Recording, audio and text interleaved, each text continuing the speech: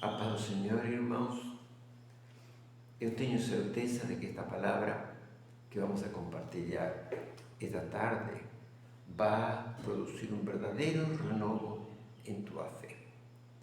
Assim que eu te peço que por este breve tempo preste muita atenção ao que vamos ver.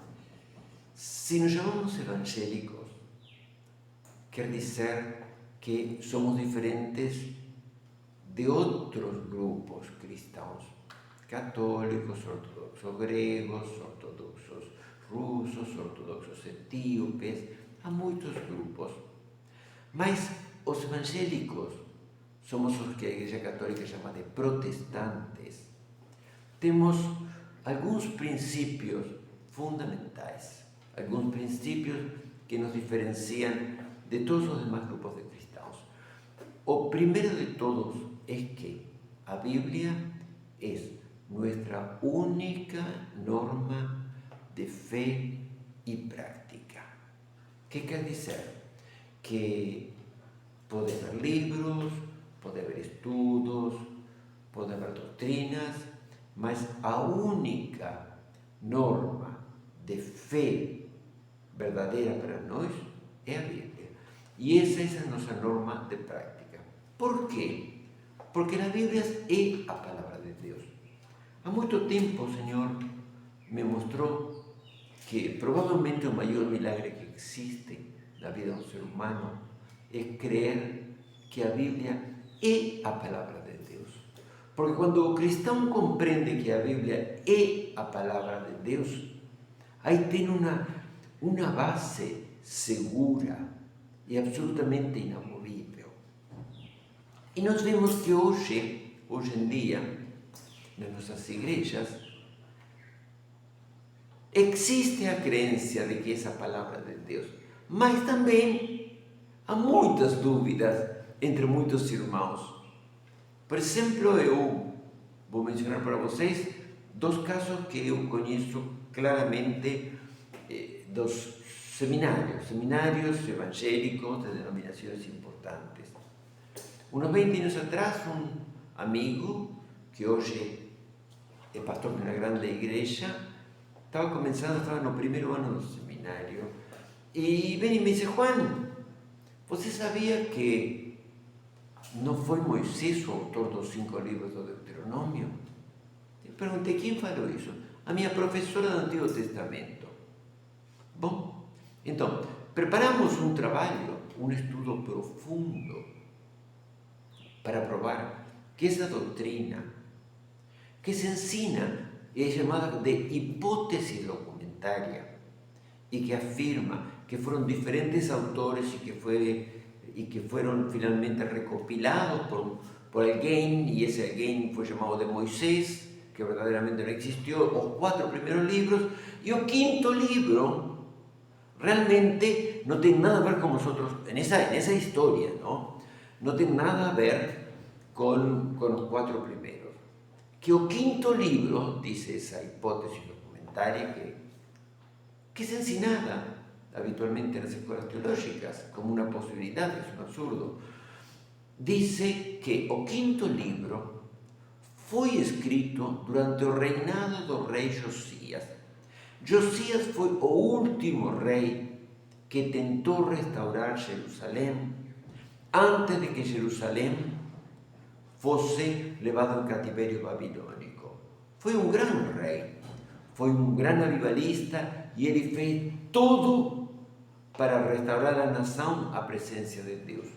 Vocês, se não conhecem, devem ler a história de Josias, porque chega um momento em que Josias clama ao Senhor, e o Senhor diz: não, os pecados desta nação são tão grandes que eu já não posso perdoá-los, mas a você, cujo coração se enterneceu, cujo coração doeu perante a minha palavra, a ti vou te retirar antes de executar o castigo. E efetivamente, numa guerra absurda, morreu. Então, nessa doutrina diz que Josias, vendo a queda do povo de Israel e o afastamento da palavra de Deus, juntou os levitas e ordenou aos levitas que escrevissem um livro que recopilase parte de Génesis, Éxodo, Números y Levíticos. Y que así fue que surgió Deuteronomio. Eso es muy fácilmente probado que esa doctrina es falsa. Porque estudamos, con este hermano estudamos profundamente, presentamos un estudo, y ese estudo fez con que a profesora, en ese año, cuanto menos, aprobase a todo mundo e não levasse em conta a opinião de ninguém, nem o que se falava. Porque entendeu que realmente era um absurdo sustentar que o livro de Deuteronômio não é um livro escrito por Moisés e não é um livro escrito por ordem direta de Deus como os demais livros. Encontramos aí a mão do diabo. Quando estávamos estudando, encontramos o seguinte, que as três palavras com as quais o Senhor, que são mencionadas, com as quais o Senhor derrotou três das tentações do diabo, as três palavras foram tomadas de Deuteronômio. A primeira, quando o diabo disse, depois de 40 dias de jejuar, disse, se tu és o filho de Deus, manda que essas pedras se transformem em pão. E Jesus lhe disse, está escrito, no solamente de pan vivirá el hombre, mas de toda palabra que venga, palabra de Dios. Deuteronomio capítulo 8. Más para frente, o diablo le dice, pega al Señor, lo lleva al pináculo del templo que tenía 46 metros de altura, estaba bien alto. Lo lleva y dice, jógate de aquí si es hijo de Dios. Pruébame que tú eres hijo de Dios. A ver si Dios cumple lo que dice contigo.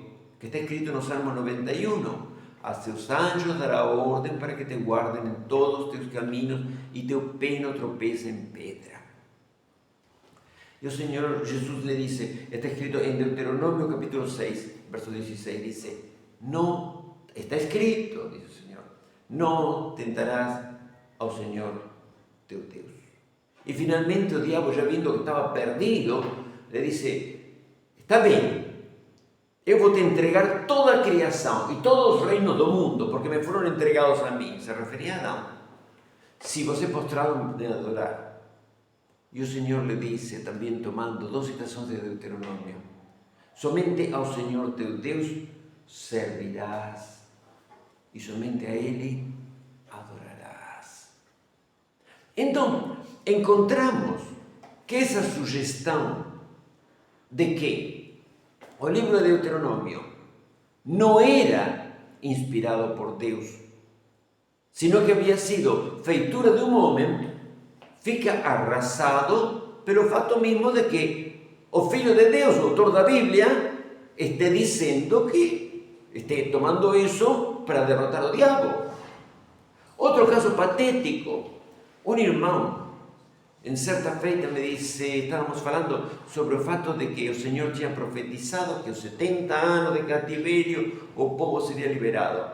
Então o irmão vem e me disse, não, o que acontece é que os medos e os persas, que são os que destruíram Babilônia e que liberaram e que mandaram a Esdras e que mandaram a Neemias e que mandaram a Mardoqueu, a todos eles voltar para Jerusalém, eran un povo bom con los povos que dominaban y tenían una doctrina de dejar que hiciesen lo que quisiesen con la mayor tolerancia. Eso dice un irmão, un pastor también de una cierta iglesia que no es una iglesia pequeña. Y yo encontré escrito aquí en Isaías capítulo 13, verso 17, o siguiente, dice así, eis aqui, falando do castigo de Babilônia, eu vou despertar contra Babilônia aos medos que não se preocuparão nem por plata, nem por ouro. Qualquer que seja encontrado no caminho será assaetado. E com arco jogarán aos niños con arcos y flechas, van a colocar a los niños numa flecha y los llevan a jugar con arco, dice el verso 18, lanzarán aos niños, non terán misericordia do fruto do ventre, ni seu olho perdoará aos filhos dos cativos. O sea, estamos encontrando aquí otro ensino más, como falábamos otro día, de ensinos destruidores, que machucan nossa fé. Por que machucan nossa fé? Porque se eu não posso crer que o livro de Deuteronômio foi, como o resto dos 66 livros da Bíblia, foi escrito por Deus, através da pluma de homens santos que ouviam a palavra de Deus e escreviam literalmente o que o Senhor fala, então minha fé não pode estar baseada na palavra de Deus, porque eu nunca saberia que parte da palavra de Deus é verdade e que parte não é verdade. E eu encontrei um fato significativo, interessantíssimo, que prova a fidelidade desses homens. No livro do Apocalipse, que vamos a estudar um pouco mais para frente, em um certo momento, o profeta João, que não era o apóstolo João, o profeta João, que era um profeta da Turquia, fala da guerra do final dos dias. E ele diz que os exércitos que vão vir contra Jerusalém são 200 milhões de pessoas. Claro, provavelmente no planeta inteiro não existiam naquela época, no século I, 200 milhões de pessoas. Provavelmente não existiam. E se existiam, dificilmente existissem. E para ele, era uma coisa assim, absurda. Mas ele disse, ouvi o número, 200 milhões. Ou seja, temos a segurança de que aquilo que está escrito é absolutamente o que Deus mandou dizer. E Deus não está brincando com você e comigo quando nos deu isto como testamento, como herança. Uns tempos atrás estava de moda um himno, que também não é nada bíblico, que dizia, se o mar se abrir, Ele é Deus. Se o mar não se abrir, Ele continua sendo Deus. Se Ele me responder, Ele é Deus. Mas se não responder, continua sendo Deus. Ou seja, estava dizendo o seguinte, não importa que o Senhor tenha falado, a todo que pide, recibe, a todo aquele que bate, se lhe abre, a todo aquele que chama, és ouvido, a todo, diz o Senhor. Mas aquele himno dizia que não importava que Deus não cumprisse, porque minha fé era tão grande que eu era capaz de crer que o Senhor não cumprisse as promessas.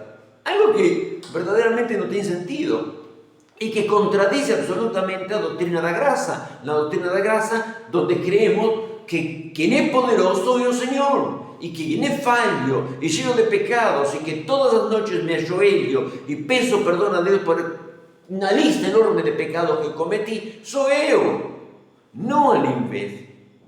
Então, o que eu quero dizer? A palavra de Deus não foi feita para ser estudada como um livro de história ou como um análise literário de um livro de um grande escritor, Shakespeare, Dostoiévski ou quem quer que seja. A palavra de Deus foi feita por Deus para ser ouvida, crida, para produzir fé em nosso coração e para alimentar nosso espírito. Porque nosso Senhor disse, minha palavra é espírito e é vida. Se nós tomamos o trabalho de estar frente à Bíblia e ler a Bíblia, um texto, 2, 3, 4, 5 vezes, 6, 10 vezes, com oração ao Espírito Santo pedindo interpretação, a vida que está nessa palavra vai fluir dentro de nós. E essa palavra para nós se vai transformar numa palavra rema, onde está compreendido aquilo que Deus quer dizer. E essa mesma palavra que para mim vai ter um poder enorme, também o tem para milhões de irmãos ao longo de 2000 anos. E às vezes esses irmãos, essas palavras lhes serviram de uma maneira diferente. E quando Deus mandou escrever o livro de Isaías, se mandou Isaías dizer que levanta-te e resplandece, ou qualquer texto sobre, podemos dizer todo Isaías, ele levou sobre si as nossas iniquidades, pelas suas chagas nós fomos sarados, ou qualquer texto que você tomar, de qualquer texto da Bíblia, você vai entender que é Deus que está falando para essa pessoa. E essa mesma palavra, para você e para mim, talvez funcione de uma maneira diferente. Por quê? Porque Deus sabia quando escreveu que serviria de uma maneira para você e de uma maneira para mim. Isto quer dizer que a Bíblia tem que ser lida com oração e, sobretudo, sabendo que é Deus que lhe está falando. Se você entender isto, você vai encontrar qualquer promessa aqui e você vai dizer: eu recebo essa promessa de Deus, a tomo para mim, aplico em minha vida e a libero. E a libero porque creio nessa promessa. E você vai viver uma vida no sobrenatural, que essa vida no sobrenatural do reino de Deus, que Deus nos entrega através da palavra. Que Deus abençoe, que esta palavra fique gravada a fogo no teu coração. E que Deus permita que a partir de hoje você viva a Bíblia como aquilo que é, como o que Deus mesmo com sua palavra mandou escrever e utilizou homens sábios.